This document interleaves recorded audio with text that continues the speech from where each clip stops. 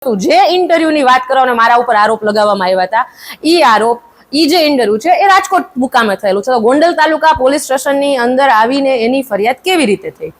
આ ઘણા બધા સવાલો ઉભા કરે છે. ગોંડલની અંદર જે આ પોલીસ રાજ ચાલે છે, ગુંડા રાજ કરતા અત્યારે હું તો કહું છું પોલીસ રાજ ચાલે છે, કે જેમ પોલીસ કે એમ થાય, એસપી હિમકરસિંહ કે એમ થાય, ડીવાયએસપી કેજી ઝાલા કે એમ થાય, અને સૌથી વિશેષમાં અત્યારના જે એડી પરમાર છે ગોંડલ તાલુકા પોલીસ સ્ટેશનના ઇન્ચાર્જ, એ કે એમ થાય. પછી મારા ઉપર જે ફરિયાદ થઈ એ 30/7 દાખલ થઈ, અને મેં અગાઉ પણ સોશિયલ મીડિયાના માધ્યમથી તમામ પ્રેસ મિત્રોને જણાવેલું છે કે 17/7 રોજ એક પ્રેસ નોટ વાયરલ થઈ.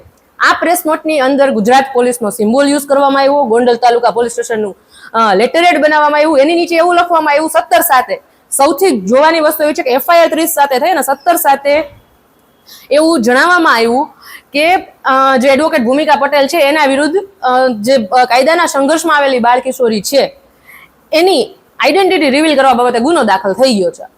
હવે હું એમ કહું છું, પોલીસને એવી બધી શું ઉતાવળ હતી? એ લોકો રાહ ન જોઈ શક્યા, કાયદાની યોગ્ય પ્રક્રિયા પૂરી થાય ત્યાં સુધીની રાહ ન જોઈ ગયા, ને તમામ મીડિયામાં આપેલું.